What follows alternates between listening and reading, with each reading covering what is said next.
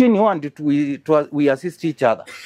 Please, we would rather remain with you as a person and with your family than to start organizing for your funeral.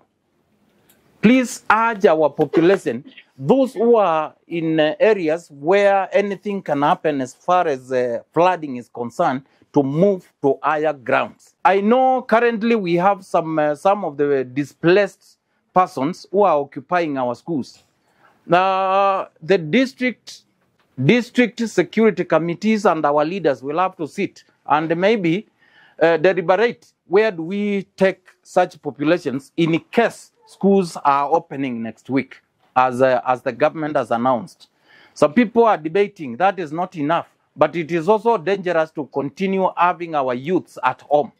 They would rather be in school than being somewhere where we are not sure of their lives, because most of the parents are getting up in the morning to go and look for something to feed themselves and the family. So in this case, I think we should not even move the dates of opening from next week, but we need to sit down together and get an alternative. The head of state has already sat with the cabinet and given directives. At least the public institutions, if they have extra land, we can move those people to such areas so that our schools can open. Haya, ndikiwe wani waku wegie munini ucio